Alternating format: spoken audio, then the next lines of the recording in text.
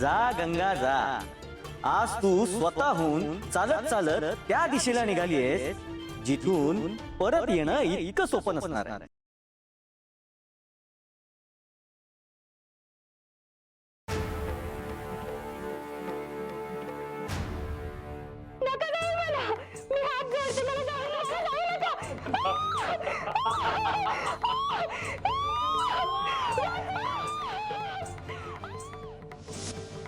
मला ना सतत स्वप्न पडतात.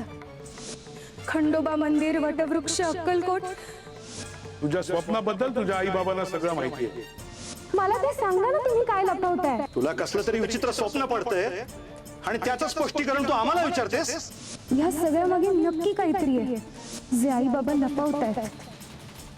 आजचा प्रकार बघता मला असं वाटतं या गोष्टीचा संबंध त्या स्वामी समर्थांशी आहे का? अक्कलकोट हेच नाव आहे बहुतेक त्या गावाचं. म्हणजे मला माझ्या सगळ्या प्रश्नांची उत्तरं अक्कलकोट मध्येच मिळणार आहे. मला अक्कलकोटला जावंच लागेल. मला अक्कलकोटला जावंच लागेल. मला अक्कलकोटला जावंच लागेल. मी पण अक्कलकोटलाच चालले. खरंच? चल आपण एकत्रच जाऊ.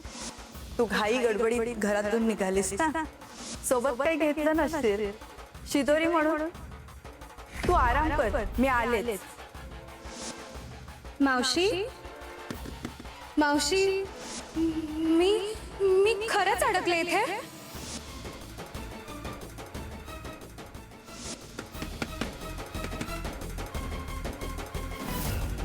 खरंच तुम्ही देवासारखे आलात आणि मला वाचवलं. कोणीतरी असेल, जवळपास गेलं असेल. मी इथेच थांबते. ही पोरगी त्या झाडाला टेकून झोपली होती. तुम्ही समजे आलात आणि या झाडाबरोबर तुमच्या पोराचं म्हणजे अमरीशचं लगीन लावलं. झाडाच्या जागी हिच्याशीच लगीन झालं ना. अक्कलकोटमध्ये जे बी काही घडतं ना, ते माणसाच्या इच्छेनं नाही, फक्त स्वामींच्या इच्छेने घडतं. बाकी कुठलाही निर्णय घाईत घेऊ नका, कारण घाईत घेतलेला निर्णय आयुष्यभरासाठी ओझं बनू शकतो. मी हे काय करून बसले? आई बाबा मला सांगत होते अक्कलकोटला नको जाऊस. त्यांचं ऐकायला हवं होतं. मी अक्कलकोटला माझ्या प्रश्नांची उत्तरं शोधायला आले होते आणि कुठल्या तरी भलत्याच संकटात अडकले.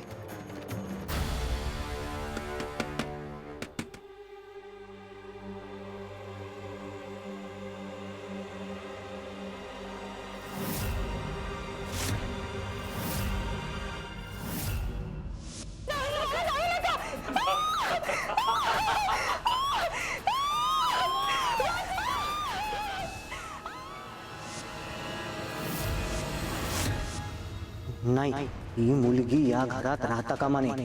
तिला इथून जावंच लागेल. यांना बघितलं की मला तेच स्वप्न का आठवतं?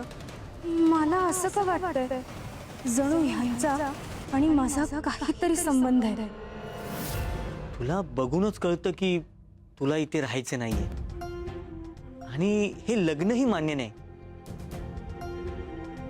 मलाही मान्य नाही बाळा. अरे लग्न अपघाताने होत नसतात. लग्न म्हणजे दोन माणसांची मनं जुळणं. ते जबरदस्तीने लादता येत नाही. बंधन देव बांधतो असं म्हणतात, पण ते मनाने स्वीकारलं तर नातं बनतं. पण मला इथे तशी शक्यता वाटत नाही. अमरीश, नर्मदा भाबडे आहेत ग.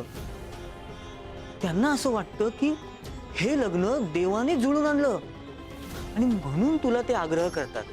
पण तू या कसल्याच भानगडीत पडायचं नाही बाळा. मला तुझ्यावर अन्याय करायचा नाही. तू इथून जाऊ शकतेस. मी मी मी खरंच जाऊ शकते? हो, मी मुख्य द्वार उघडे ठेवेन. थोड्या वेळाने सगळे झोपले ना की गुपचूप घराबाहेर पड. आणि हो, घरातून बाहेर पडलीस की आजच्या रात्रीच अक्कलकोट सोड आणि तुझ्या गावी निघून जा. आणि पुन्हा काही जरी झालं तरी इथे फिरकायचं नाही. अंबरीश काय आणि नर्मदा काय कोणी तुझ्या मागे येणार नाही याची काळजी मी घेईन. तू तयार राहा. हा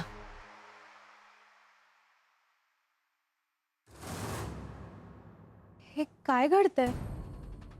ज्यांना मला घरातून जाऊच द्यायचं नव्हतं तेच मला पाठवतात. हे नक्की माझी मदत करतायत की आणखीन एका नव्या वादळाकडे ढकलतायत?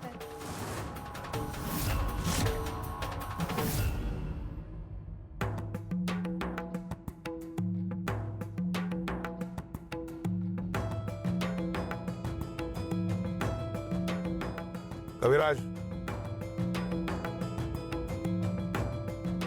माणसाचं आयुष्य सतत संयमाची परीक्षा असते, क्षणोक्षणी पावलोपावली. जरा जरी संयम ढळला तरी संकटाला आमंत्रण मिळालंच म्हणून समजा.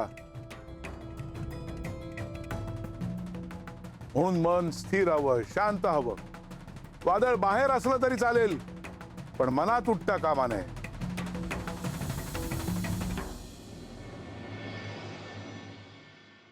सुंदरे, भगवती, कपिले, तुम्ही तिघी जणी एकेका वर्तुळात उभे राहा. पण का स्वामी? अहो, स्वामींच्या प्रत्येक कृतीमागे काहीतरी कारण असतं. तुम्हाला माहित आहे ना? जा आणि उभ्या राहा तिथे. हे काय करायला सांगतात स्वामी? आणि का?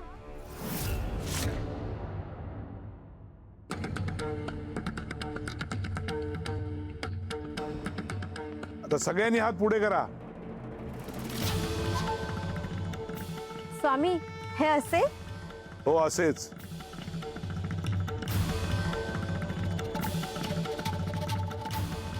आणि आता अशाच उभ्या राहा. बस एवढंच? हो, एवढंच. सोप्प आहे.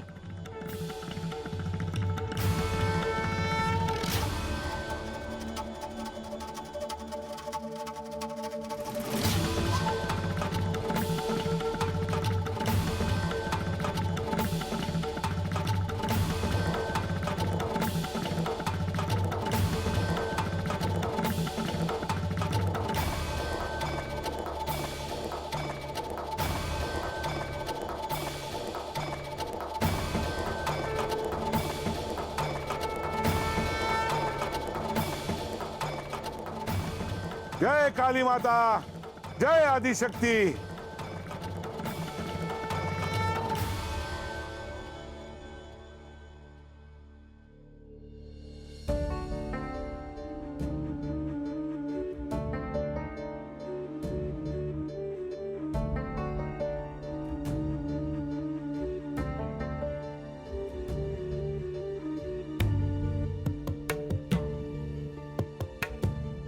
स्वामी, मला माफ करा. काय अयोग्य आणि काय योग्य मला काहीच कळत नाहीये. पण या घरात राहायची मला फार भीती वाटतेय.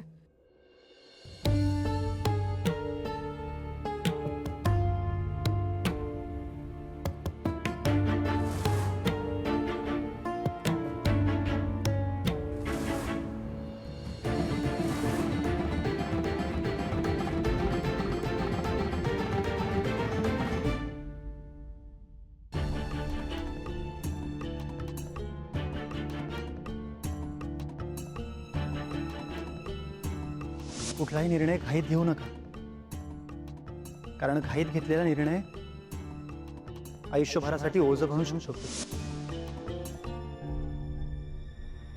देवा, यांना जाग नाही आली पाहिजे.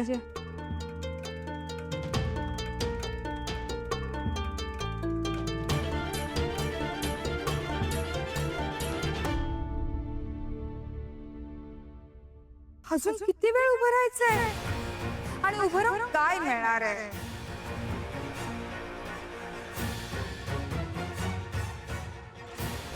स्वामी, तुमचं मन जिंकून घ्यायचंय मला, आणि तुम्ही इथे नुसतंच उभं राहायला सांगितलंय.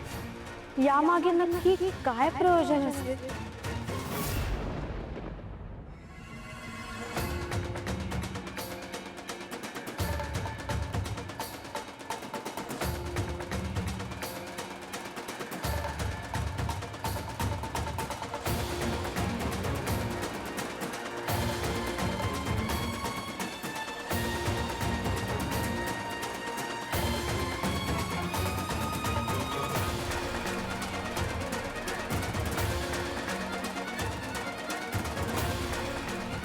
कळलं का?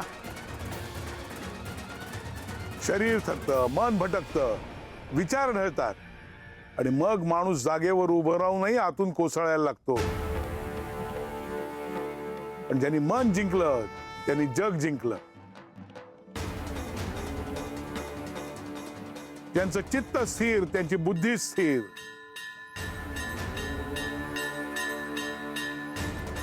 आणि ज्यांची बुद्धी स्थिर त्यांची भक्ती स्थिर, आणि ज्यांची भक्ती स्थिर त्यांचं आयुष्यही स्थिर. गया अस्थिर मनाला सुख मिळू शकत नाही आणि स्थिर मनाला दुःख तोडू शकत नाही. ज्याची भक्ती अस्थिर त्याचं आयुष्यही अस्थिर.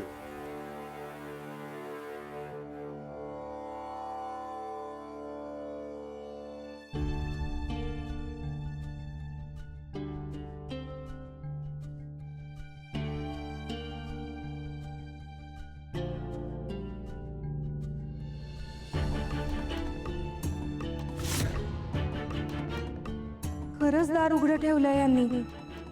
म्हणजे गोवर्धन काका खरंच मला मदत करतायत.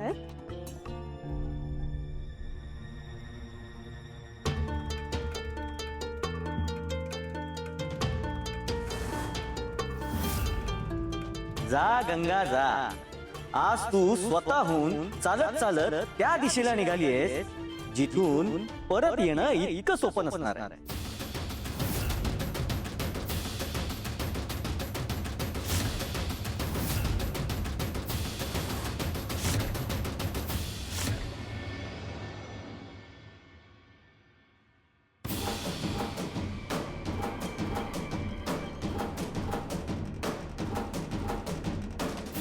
नाही नाही नाही नाही नाही, आता नाही आमच्याने उभं राहावं. पाय दुखायला लागलेत आणि हातही आखडलाय आता. स्वामी, ही काय परीक्षा घेताय माझी? तुमच्यासाठी काहीतरी वेगळं करायचं होतं आणि तुम्ही नुसतंच उभं करून ठेवलंय.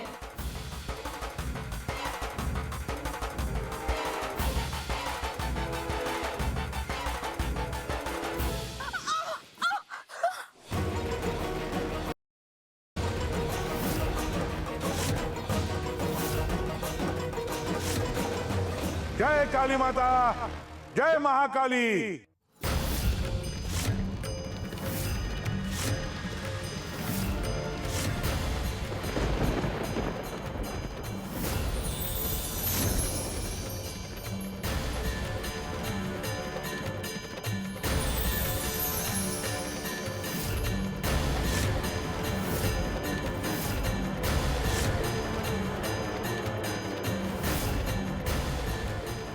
हे कसं शक्य आहे?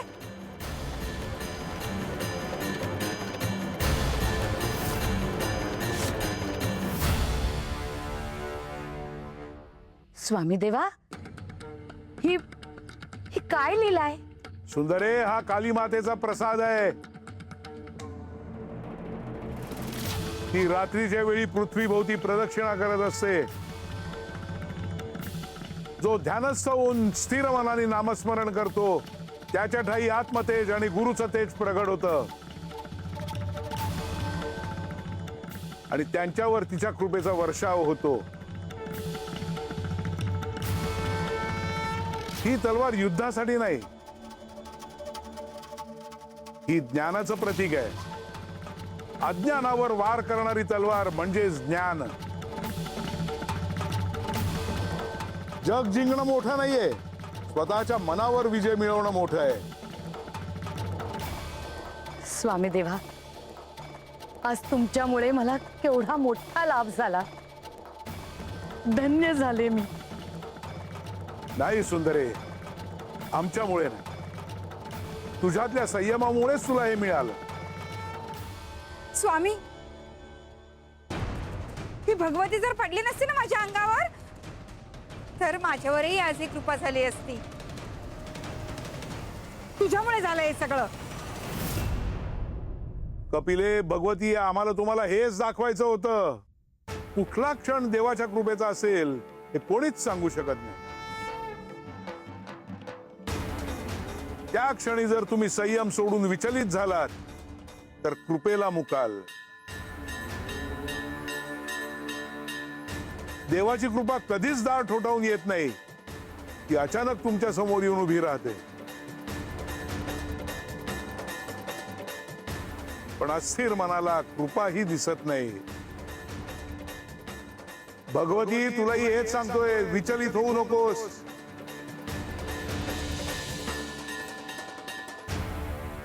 आणि आमच्या गंगालाही.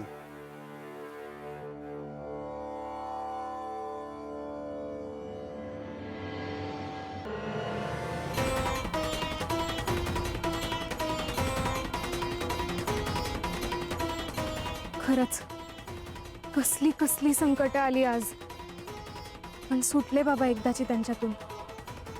आता आधी अक्कलकोट मधून बाहेर पडते, मग गावी कसं जायचं ते बघू. आणि गावी गेल्यावर आधी आई बाबा यामिनी सगळ्यांना भेटेन, मग पुढचं पुढे ठरवू. आई बाबा माझी किती काळजी करत असतील, आणि यामिनी तर रडतच असेल.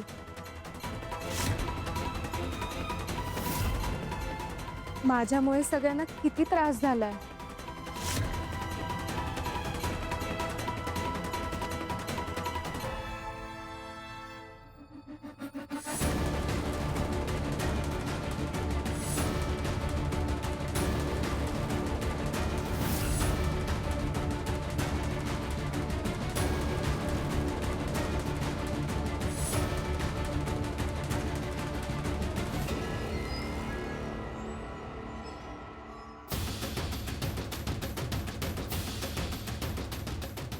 अरे देवा, ही कुठली वाट आता.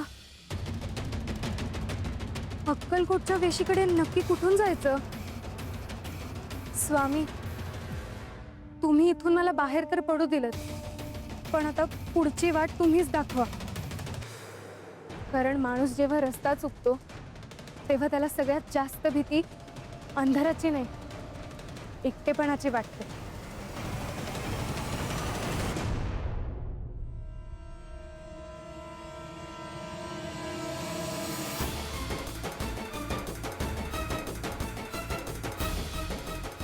नाही, असं इथे उभं राहून चालणार नाही. मला कुठली तरी एक दिशा निवडावीच लागेल. प्रत्येक वेळी योग्य दिशा मिळेलच असं नसतं, पण जर पुढे चालत राहिलं तर योग्य दिशा आपोआप सापडते. आता जे होईल ते होईल.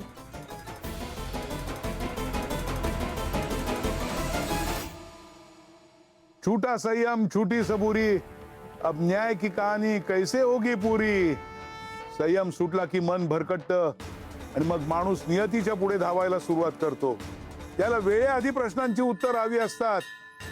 अनेकदा त्यांच्या हातून नियती प्रश्नच हिसकावून घेते. घाईत घेतलेलं प्रत्येक पाऊल माणसाला असं वाटतं की हे आपलं स्वतःच आहे, पण त्या पावलावर काळाने आधीच उत्तर लिहून ठेवलेलं असतं. गंगा, तुझ्या पावलांनी दिशा बदलली, पण रस्ता नाही. माणूस वाट बदलू शकतो, पण नियतीने ठरवलेला मार्ग नाही. आता बघूया कथा कुठे वळते.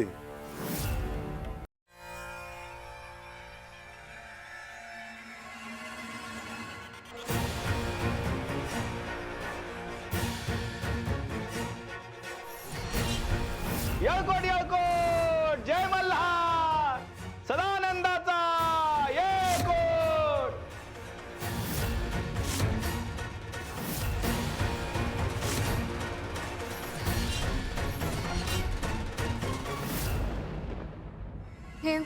हे मंदिर, हे तेच मंदिर आहे जे मला नेहमी स्वप्नात दिसतं. मला असं का वाटतंय की हे मंदिर माझ्या ओळखीचं आहे. याआधी मी इथे आले, अनेकदा आले, पण हे कसं शक्य आहे.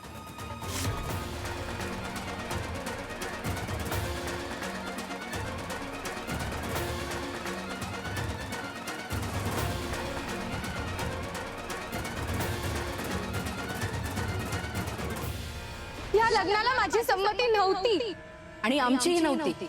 पण नियतीची होती ना, स्वामींची बी. बाळा तू आता अक्कलकोटला आलीस, तुझ्या समध्या प्रश्नांची उत्तरं तुला सापडतील. हे कोण आहेत आणि यांना माझ्याबद्दल इतकं कसं माहिती? माझ्या भूतकाळाबद्दल नक्की काय माहिती आहे यांना? जर यांना कळलं की मी इथून निघून चालले तर हे मला पुन्हा अडवतील.